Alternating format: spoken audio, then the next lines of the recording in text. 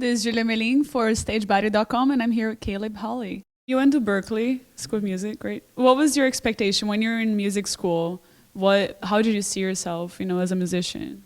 I studied jazz comp, so I thought I was gonna be doing like a lot of arranging and stuff. Did you have to get any side jobs? Like when you graduated, what was your experience like? Yeah, I mean, right after college, I definitely had to I was a barista, as a lot of musicians are. It was kind of funny because I was like a touring musician / barista. Like I was like calling up, like say I was gonna play in Rochester, New York, I would call ahead and be like, hey, do you have any shifts I could pick up?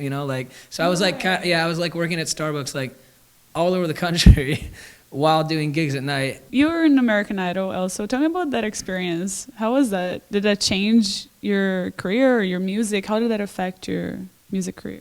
It was really a blast for, I got on like TMZ and all sorts of stuff. When I got kicked off, because, obviously I didn't make it to the live part, but I remember I was playing a gig at like a college, and I remember like everyone was so excited because it was like Caleb Hawley from American Idol. Like nobody knew if I was gonna make it far or not, and like I knew I was getting kicked off. That's the funny part. I just didn't want to tell anybody because I wanted them to like think I was cool for as long as they could think.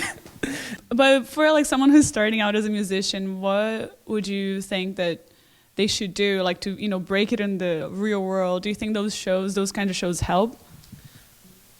Yeah, it definitely is helpful. I mean, but it just depends on what you want. It depends on who you want to be playing for and what you want to be known for as an artist. And I think that like the only bummer about American Idol is that like people start to, oh, it's that Idol dude. Oh, he's on Idol.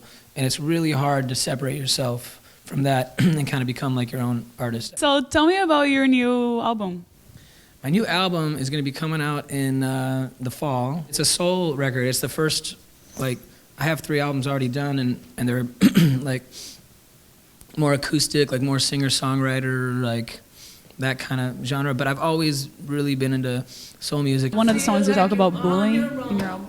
Yeah, well, that's the single. It's called Little Miss Sunshine. But you don't have to be like them. Yeah, you don't have to try to fit in. You don't have to be a bombshell beauty queen, blonde Barbie girl like all those girls I'm looking up to. Cause I like your Little Miss Sunshine. Sometimes out of line, cause don't be nobody but you. You just gotta use whatever you got. Never try to be somebody you're not. It was just, truth is, like, my niece reminded me of the girl, of like the star in that movie, because she's just kind of odd, she's kind of quirky, and I